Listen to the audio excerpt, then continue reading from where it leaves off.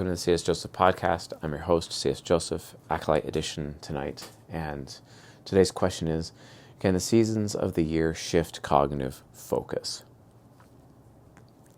What a great question. This is a good question. I'm very happy with this question. You know, throughout my life, I have had the opportunity to get to know a few people, and it's mostly concentrated within one particular type that I've noticed when it comes to understanding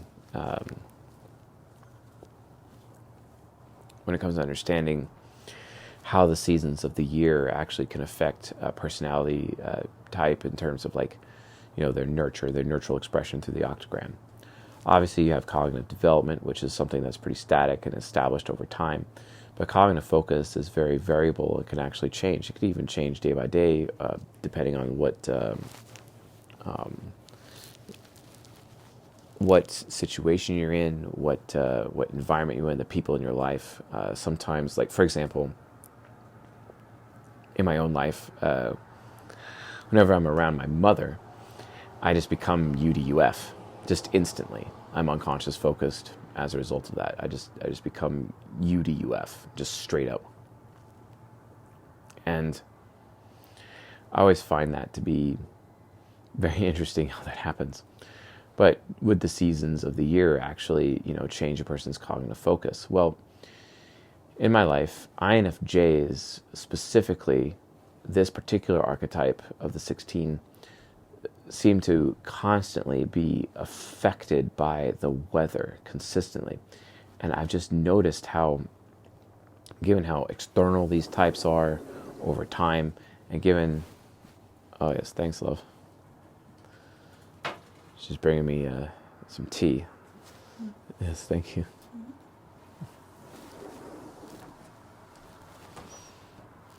Some hot tea because it's freaking cold. That's laser gun for you. I quite love and enjoy laser gun very much, and I'm very thankful she's in my life. And she too is an INFJ. As an INFJ archetype, even she herself has actually expressed to me directly, just how the four seasons she just feels the change of the seasons, and actually just changes her mindset in her life. Even John Bodine has also expressed similar to me as well, about how wintertime they just get so depressed. Wintertime they're just really depressed. But then how their favorite time of year is spring, and then ultimately summer, and they could just feel hope and joy, because the four seasons have that octagram related to energy, where you have decay and fall, and winter is despair, and then hope and spring, because hope springs eternal, right? And then also the summertime, for example, the summertime is joy, for example. And given how external INFJs are, for example, they're so external that and so connected to the environment because they're so external, that I've noticed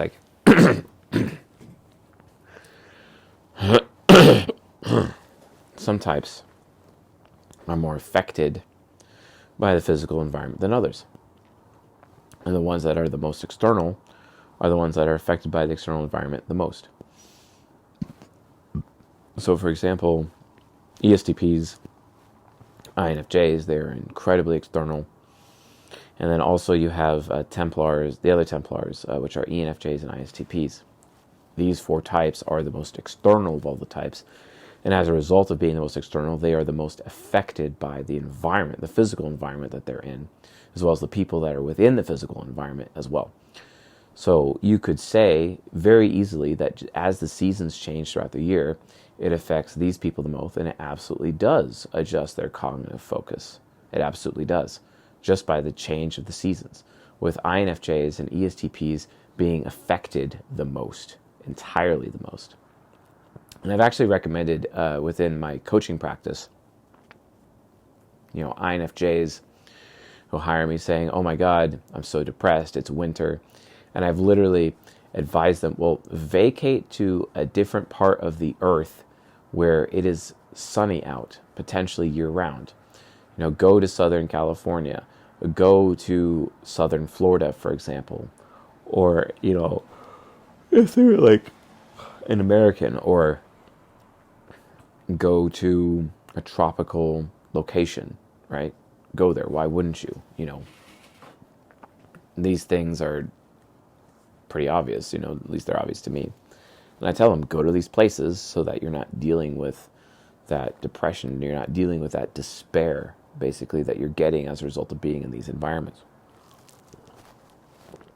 And that would be my general recommendation, to them, to just kind of like, well, the environment is affecting you so badly, change your environment. Get into a new environment, a new physical environment of some kind. And actually, like, organize your life around that. I had this one particular INFJ client who decided that, well, they could have, moved to the Pacific Northwest to come hang out with me and be friends and hang out and do stuff. From their perspective, I'm just like, well, are you sure that's a good idea? Because you're going to be in pretty rough winter in the Pacific Northwest. Maybe you should stay in the South, in the southern United States, to actually have more access to as much sunshine as possible. That way their mood is not so negatively impacted.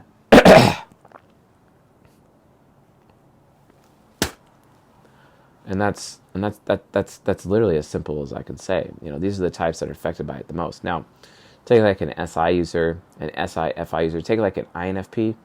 They'd probably be the least affected by the changes of the environment, because extroverted sensing trickster, right? They're just not as aware of it.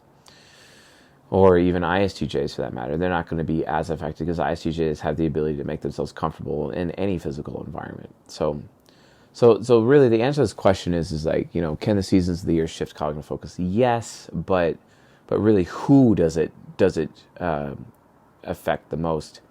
And that would be Templars, with specifically ESTPs and INFJs being the people that it affects the absolute most, with the INFJ being the one that is affected the most out of the 16. Absolutely. That's a thing. And I would recommend to Templars, in your relationships or whatever, plan vacation homes, or get a second home that you could vacate to in the sunshine, etc. when it gets winter time around, the specific time of year for you personally. Do that. Because by doing that, you won't be so depressed. I mean, I've even seen this with my own, with my own son. Even I've seen that. I've seen that with him, and he's an INFJ, and he gets really depressed in the winter time. For that reason, he really just doesn't like the winter at all, because it feels so cold. It feels so dreary. It feels so like they really, really rely on sunshine, because it just directly impacts their mood. It also directly impacts their cognitive focus, like straight up. And they can go from subconscious focus to unconscious focus very soon. Or then if you get to the INFJs out there who are already unconscious focused, the change of environment getting to wintertime, it just literally causes them to, it gives them like confirmation bias. It makes them even more depressed than they already are, because, usually unconscious focused people really struggle with depression on a regular basis. And it's the subconscious focused people are like, oh my God, and they end up having this knee-jerk reaction, basically, to the changes in the weather. And I think this is one of the main reasons, actually, why, for example, a certain INFJ that I know in my life is actually moving to the sunshine and making that move before the winter actually comes. And it makes perfect sense as to why he's making that decision. And that's one of the reasons why I support him in that decision, is because he's just literally protecting his cognitive focus. He's literally protecting his ego. He doesn't want to be, stuck in the winter. And given how INFJs are affiliative, and they should, not really generally do things alone or be alone, because loneliness affects them the most. Dealing with loneliness on top of being in the winter is just absolutely, like, it's gripping. It's horrible. It's horrible for INFJs. So keep that in mind, folks. If you have an INFJ family member, or if you're in a relationship with an INFJ, or even an ESTP, or even a Templar for that matter, pay special attention to just how their moods actually change, and basically how depression is managed in their life, literally basically based on the physical seasons. This is a thing. This is a thing. Pay attention and do your best as friends and as family members or even lovers to support your Templars in this way. They need that kind of support. They really do need that kind of support. You know, for me, like for example, with Laser Gun, I'm going to be, planning some vacations in the sunshine during the winter. So Laser Gun is not dealing with that kind of depression because her heart is very precious to me, and I want to give her every opportunity to maintain her subconscious focus because she's an extremely sweet woman, a very sweet woman to me, and I want to keep that sweetness, and that's more important. If that means we got to go vacate to the sun a little bit, let her recharge in the sun, and realize that she can get that her good mood back and not be depressed in the wintertime, I'm absolutely going to do that for her. Absolutely. You know, I also know another INFJ who moved to a part of the world where it's really, really, really, really cold in the winter. And I wonder about that situation.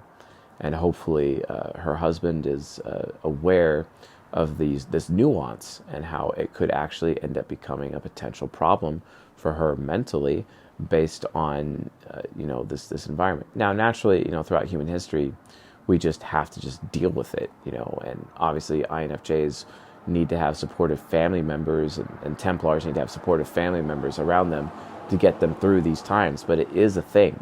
It's a thing that, we as family or lovers or friends need to need to be aware of when it comes to being there for INFJs in this capacity. So just something for you folks to, noodle on, to think about. And I think this is probably definitely something that the wider YouTube audience should be aware of when it comes to season changes and cognitive focus, because I have witnessed many times, subconscious focused Templars all of a sudden becoming unconscious focused when they're dealing with the winter. So please be aware of this phenomenon, folks. And then when it is wintertime, work very, very hard to just be extra supportive to your Templars in this particular one, because of just how external they are. Now with ENFJs, it's a little bit easier because just give them a little bit of extra validation, to surround them around people that can give them validation, certainly. And ISTPs, get them focused more on solving problems during the winter, so they're kind of like distracted. So like distraction really works a lot with ENFJ and with ISTP, but it's not so easy to do that with an ESTP as much, and it's actually difficult to do with an INFJ. So keep all that in mind, folks. This is very relevant to these types, and this is a way that we can be there and support these types to get through the winter months, because they just really struggle with it. So anyway, folks, thanks for watching and listening. Like and subscribe, because this will be on YouTube as well. So and on the podcast. So with that being said, folks, I'll see you guys tonight on the Discord.